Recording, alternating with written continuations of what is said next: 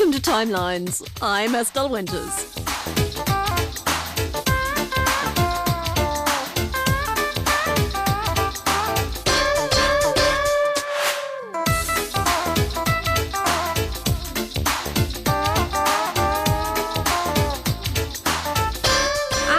To welcome my special guest this weekend who joins us from a very long way away. He's in Canada, and I'd like to say a big welcome back to the airwaves of Voice of Russia World Service and the programme Timelines to a great photographer, Mr. Michael Hockney. Michael, thank you very much for staying awake and joining me, well, during the day in Moscow, but during the night in Canada. During the night, absolutely. Thank you. It's great to be back, Estelle. It's been a while. I'm sitting in Vancouver Island in the west of Canada. I know that you love Russia still, despite the fact that you are such a long way away from it.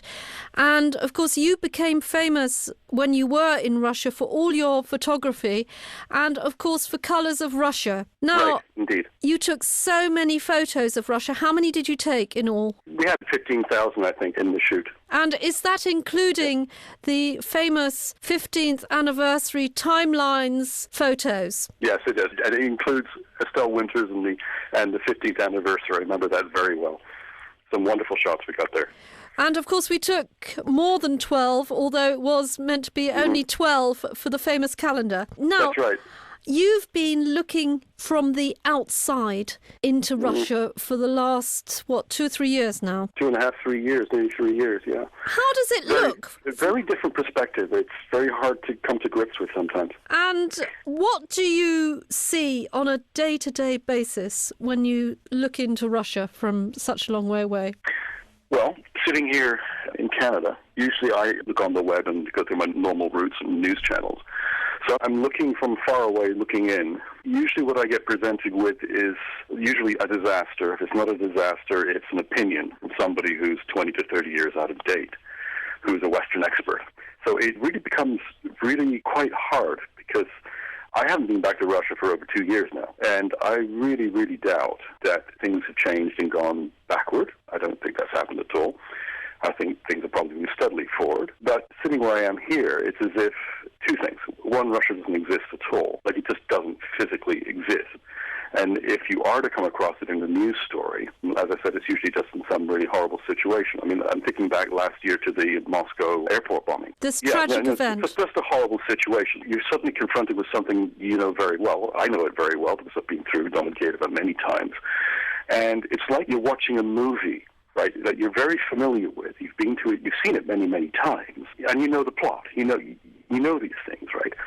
So you're looking from far away. You're looking at, let's say, this instance at the Domodedovo horrible incident, and you just know it better than anyone else around you because you've been there many times. And it's just a horrible situation because you're suddenly hearing information from other sources. And I heard it here. I'm not sure exactly where it came from, but it really was like, well, it was something that really belongs to Russia. It's something that really nothing to do with us, and it's their terrorism, and they have to live with it, and that should be the end of it. It's that dismissive attitude, if you've lived in Russia for any length of time as a foreigner, it becomes absolutely abhorrent, because really people in Russia are no different than anywhere else in the world. But it's this ignorance that suddenly surfaces in the most horrible of times that presents itself, and really, I find it quite disturbing because really, where I am as a photographer. My want is to show the world, not just Russia, but the world, as best I can with my cameras, and that means being unbiased. It means really seeing things through my eyes and my creativity, and trying to present something that is real and normal to a viewer. So that's just one instance. And another instance was we had the Olympics here last year. Of course, we had the Winter Olympics, the 2012 Winter Olympics. And it was interesting because suddenly at the opening ceremony, of course, there was the Sochi delegation and the Sochi presentation about, everything's going to be coming to Sochi for the next Winter Olympics. And you're looking at this, and you know that really no one really knows anything about Sochi whatsoever. And it's another instance where, again, really big negative thing cropped up. As soon as the athletes and everyone was leaving to go back to Moscow, there was an article coming out in the Vancouver Sun, and it was extremely scathing. It basically said that this is an awful thing that the IOC has decided to have the Winter Olympics in Sochi. And this is the reasoning behind it. This particular author was saying the fact that, well, actually crime is rampant. It's a really unsafe place. It's very near the Caucasus. And the IOC must have been crazy to have it there. And not only that, where are the facilities? And that's what the article said. So I thought, this is absolutely nuts. I'm going to have to do something about this. So I actually called the editor of the Vancouver Sun. And I said, you printed this. Would you allow me to give another opinion? Because this is absolutely awful. And it was a woman editor, and she said, actually, I was really surprised she did this. She said, Michael, go ahead. I'd love to hear your opinion. Oh, so your opinion was printed? My opinion was printed. I had nearly a whole page in the Vancouver Sun. And to cut a long story short, I basically said that, many, many Russians came to Canada. Yes, they loved it. They loved the atmosphere. They loved Vancouver. Of course they did. It's a really great place to be. But the real crux of the matter is that, while they were impressed, they were kind of surprised by some things that we don't have that, of course, are normal back in Russia. Little something like being able to top your cell phone up, put the rubles in and top your cell phone up automatically. You can't do that here. So there's the little tiny things that emerged that I think probably made them think, So it wasn't straightforward. So I said, well, many Russians came in. It's not 1991 or 1989. No one defected. They looked, they liked it, and they went back home. It was a very important thing to say because this first article was placed by the editor. I questioned her on this, and she said, well, it was an article that was given to us, and it seemed from a good source, and we just saw no reason not to publish it. This is the problem, because if you really don't know anything about another part of the world that you're going to be talking about, it's very easy to publish something and get away with it. And her immediate thing was to me said, well, it's not our fault. And I said to her, actually, it is your fault. You should have studied the article and realized what was in it before you published it. No. I don't think there were many people that would have picked up on that, to be honest with you. I presume that you must be able to give us examples of when you have exhibited your pictures from Colours of Russia abroad, and people have come up to you and said, oh, is it really like that? Can you think of a few? Well, I can think very, very well. Last year in Vancouver, the Russian Cultural Association has a big festival which they threw, and I was invited. I think I was the only foreigner that's been invited ever to exhibit there. And the first thing that really came to them was what a surprise it was that a Canadian would have these pictures, right? So everyone was coming up to him. Most people were Ukrainian, Russian expats. And they were just looking at me in amazement. Well, this is great because it's just like the flight home. I said, yeah. And then there were very, very few foreigners that were coming through. Very few Canadians came through. And those that did come through would stand in front of the pictures. You could see they were visibly not shocked, but just really quite amazed that they were looking at a modern Russia, not something that was, ostensibly, 20 or 30 years back in the Soviet times. Something really interesting was just the other day. My favorite bugbear of mine is the BBC, as you probably know, because I always find them they're less than nice in terms of the way they visualize Russia. But give them the credit. They put on a nice little visual story showing about a dozen pictures of modern Moscow from, the perspective of just a side street. Now, in this particular side street, I forget the name of it, but what was shown were these things, these images. Old trams. There was a man behind a desk that could have been taken in the 70s. There were a couple of girls. It was just errant of anything modern. Can you imagine, Estelle, or anybody listening who's in Moscow right now, going on a side street and not being able to photograph a new car? Oh, yes. I mean, they're just everywhere. Come on. I mean, how do you do that? Excuse me. You really have to Excuse me. I mean, Michael, I must butt in there because how are we managing... Okay, go on. How are we managing to do this programme right now without high-tech? I am sitting behind super-duper high-tech at the moment. This is life in Moscow. Yes, you have some old still. You have some old outside the borders of Moscow as well. Yeah. But my goodness, things are really ahead in some fields. Yes, like... Well, they really are, aren't they? Especially telecommunications and cell phones. I mean, not just from the domestic point of view, but just the real, industrial high-tech thing is there. Oh, everybody does everything with their cell phones now. Pay bills, you can top up with ATM machines. I mean, everything is there. I can't do that here. It's not a criticism of my country. It's a criticism of the people that actually provide the services, isn't it? That's what it all boils down to. I find many regions of the world, corporations give as little as they can to their customers, depending on what they expect, right? And if you don't expect a lot, you can get away with a lot. So what, in your opinion, Michael, it's economics, isn't it? Yes, but I mean, what, in your opinion, is the solution to Russia getting all this bad press? How can one turn the wheels around? You can turn the wheels around. I can work with more people around the world working not just on a Russian problem. There are many other countries in the world that have exactly the same problem that Russia has, and it's undeserved. So how to solve this?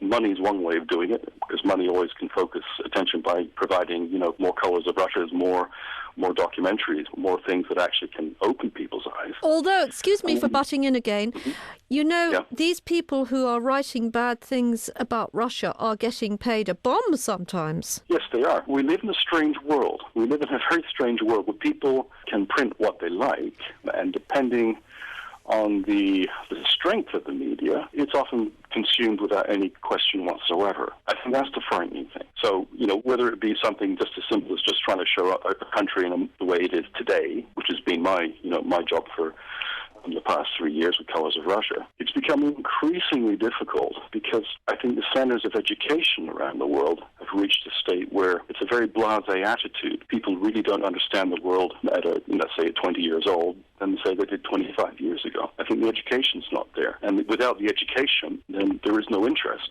Without the interest, then, I can be a journalist and I can badmouth Colombia, I can badmouth Canada, I can badmouth anywhere. And if the intent is there, when I do it right, it'll get printed. Do you think... It's just a thought, Do you think the PR has gone the wrong way in Russia? No, I don't think it has gone the wrong way. I think it's a matter of a bit of national pride. I think it plays a very big, important part of it because it's very difficult to give free rein. But what I see is I see many, many foreign film crews and documentary makers go to Russia. And I never see something that I think is truly reflective of the way it is today. It's always tainted with a good dollop of the Soviet Union in there. Always, every single time. And there's no reason to bring that up. Let's be modern. Let's be 2011. Although sometimes it's I've seen important. numerous things.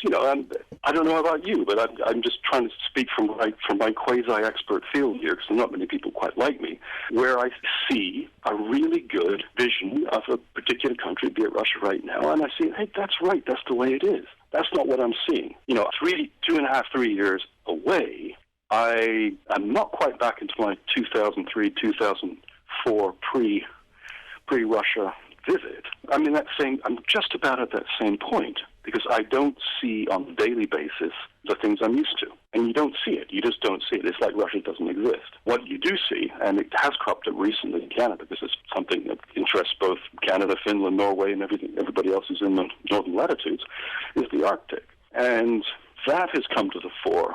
So if you're trying to show pictures of modern Russia, a Canadian might perhaps say to you, well, I've seen a documentary about the Arctic, and it seems there's a bit of a problem there. We'll come back to the Arctic. And you can start talking about the politics of the Arctic, which is not something anyone wants to get into. But Michael, again, a short break and we share many common interests, both Canada and Russia, just from the way our people operate in the Arctic, because we've lived there for so long. Michael, a short break, and we'll come back and discuss the Arctic a little more. Okay, very good. Okay. Timelines. The first real chat show on VOR World Service, non-stop since 1992. Informative, informal, learning about Russia, especially through the eyes of foreigners living, working, or just visiting the country. And now also listen to what people born and bred in this part of the world have to say.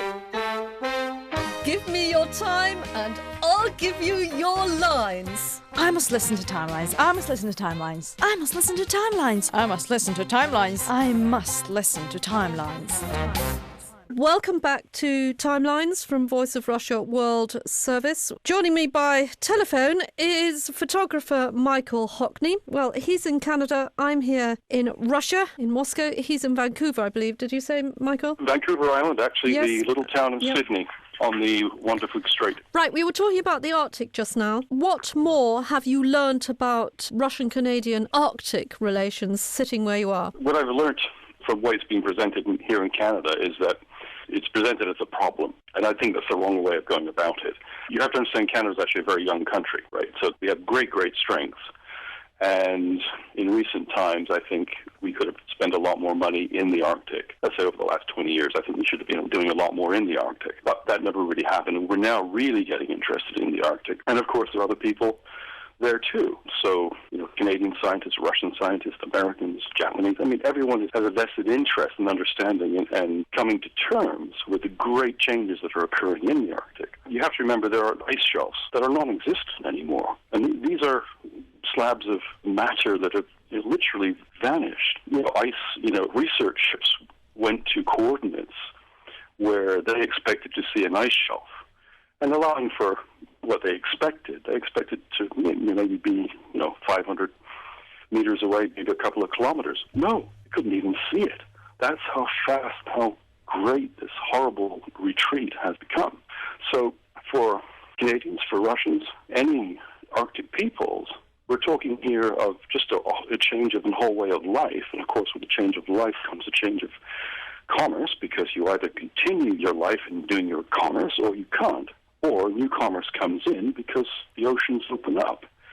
So I think here in Canada we feel tremendously vulnerable because we're not in control of something which is, based essentially a big natural event. And Russia, too, has the same challenge, because if I could take a freighter and go from Japan and go up north and go through the passage in between of Russia there, it can be done.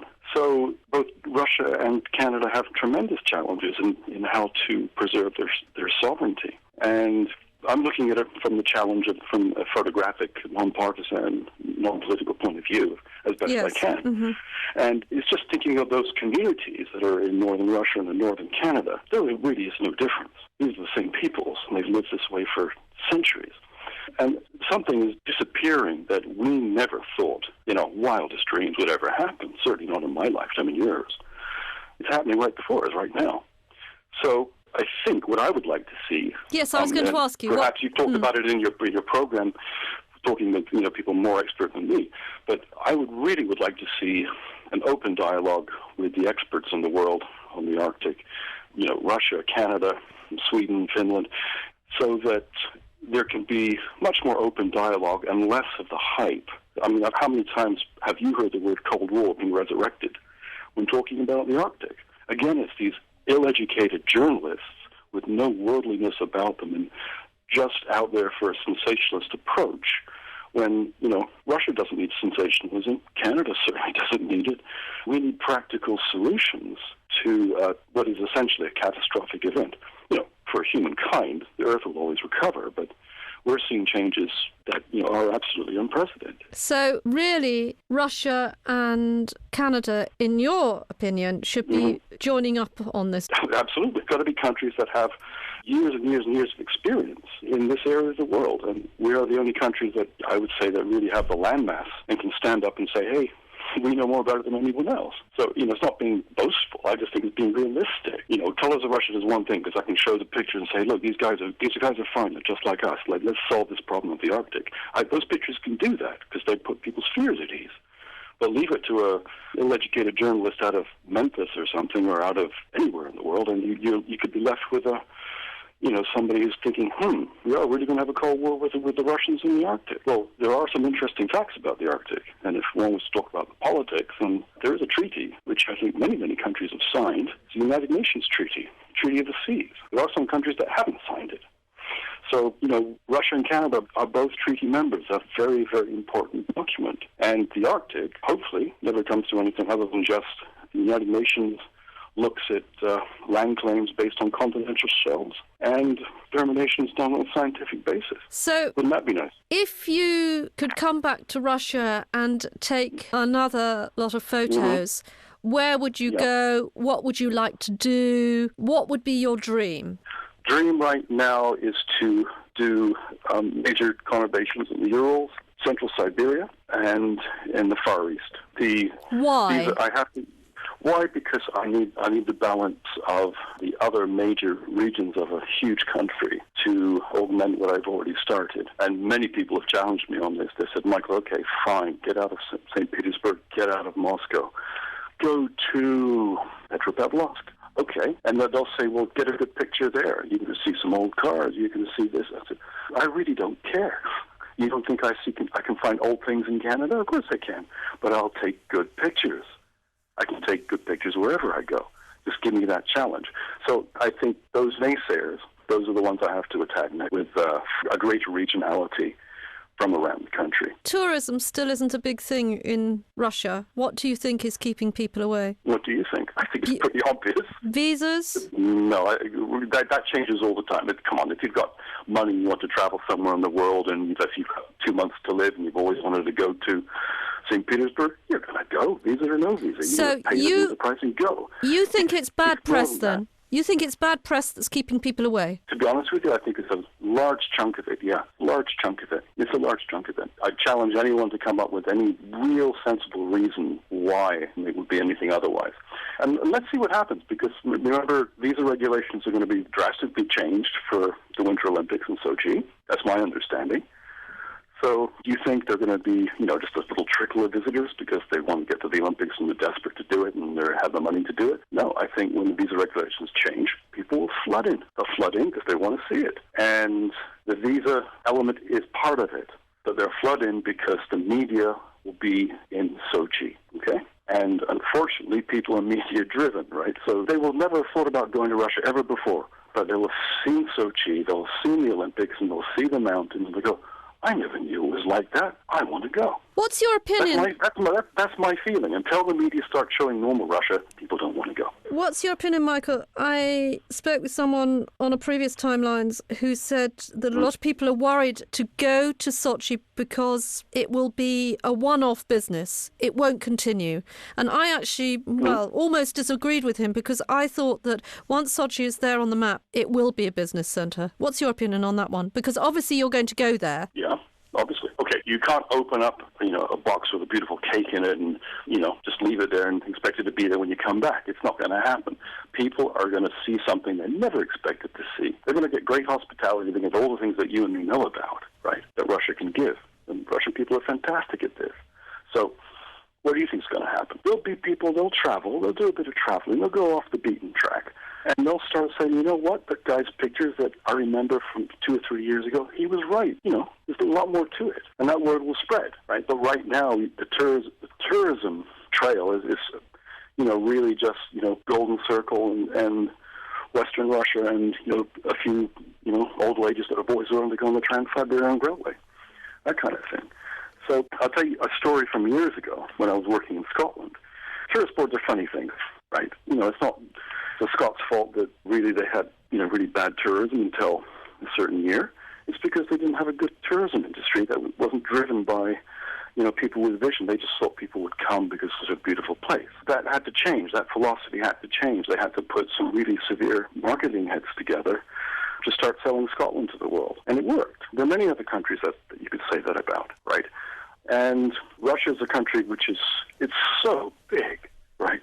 Where do you start? And there's also something else to consider, too. And when I used to live in the Orkney Islands, I had a gentleman say to me, he said, Michael, why do you want to promote the Orkney Islands? We don't want people to come here. So there's always that element, too, right? So I've met that. I've met Russians that think, well, you don't need to tell everybody it's a nice place. We know it is. And if people want to come and see it, well, great. Good on them, but we don't need to spend the money to advertise that. There's different ways of looking at things, aren't there? If we had a world which was only full of pictures, how much do you think could be said through those pictures? Oh, a tremendous amount. I think you could put a lot of politicians out of business. You could put a lot of these journalists that, you could put them out of business. A great picture can say everything. It really can. So here's an example. I think I gave this in our previous interview. I had a producer who was working with me. I finished the first shots in St. Petersburg. He was aghast. He said, Michael, you cannot show these. And I said, why not? I said, what's wrong? He said, well, what's here? Where's the art? I said, what do you mean the art? Because he was expecting art. I said, well, this is a bit more than that. I have to get a picture that somebody back in North America will look at, and suddenly that one picture will describe in an instant that he's been lied to. Okay, so let's take the big fear. Most people who, want to put a label on Russia but like to use the word crime and corruption. They like to do that. Okay, so how is it then I can take a picture of a phone box in Nizhny Novgorod that isn't vandalized, hasn't got graffiti on it, and there's not, advertising phone numbers of Women on the Night on the side. How can that be? Well, if you've got two cents to rub together, obviously those things don't exist there. So in an instant, one picture, however boring it is, I mean, it was a really boring picture. I'd give that to him. I'd give him that. It said what I wanted it to say. So, yeah, one picture can do a great deal. Thousands of really, really targeted pictures. The problem is you've got to know what you're trying to fix. So what you're trying to fix from a Russian perspective, from my perspective, for a world audience looking at Russia, is their perceptions that are being tainted by, 50, 60, 70 years of, anti-Soviet propaganda. Okay? It's not their fault. It's just what they've been fed, right? And it's just like if you're trying to get somebody off a horrible, saturated fat diet with lots of sugar. It's really difficult because they're addicted to it. They don't see anything wrong with it, right? And it's not until, they start losing their weight and you've got them on a nice, good diet of good pictures of Russia do they actually, start getting healthy again. So we're trying to make people healthy in terms of the visual perceptions of a country they know nothing about. But it gets talked about in such a way that they think they know something about it, and what they do know is usually, pretty negative. So it sounds as though you're itching to come back and take some more photos, Michael. You could say that. Yeah, you could say that. What I'm hoping to do this year is consolidate some final production funds to conclude what I have to do in Russia. I'm also looking at Libya as a next major project, which has been on my sights for quite some years too. But this year there should be some major moves to bring more of Colors of Russia to show a world audience, and that's principally the main goal here. And what are you missing most from Russia? You know what I'm missing the most? I am missing conversation. My Russia was reasonable by the time I left. My Russia was reasonable. I listened to people and understand them. I have some basic conversations, and sometimes, they would get a bit detailed. But I'm missing that there's some intellectual quality. There's some, hard to say this, perhaps even an Irish kind of style, where there's that kind of passive intellectual thing where somebody is able to talk with great substance about something and great conviction. And that's something I miss. And the humor. I miss the humor. You might argue with me on that. But there's a wonderful humor, and it's very subtle, and it's something I don't get. But, every country has its pluses and minuses. When you're away from somewhere, you tend to forget, the rigors of day-to-day life. Moscow is not an easy place to live. It's very crowded. It's full on, 24 hours a day if you want it to be. And if you're a foreigner from a, little town in Missouri or Saskatchewan here in Canada, it comes as a bit of a shock that, all this goes on all the time, and the metro only shuts down for a few hours, and it's only these things. You actually end up, stranger than they seem, Estelle, you end up missing that wonderful vibrancy of that was in Moscow for such a long time. I actually miss that now.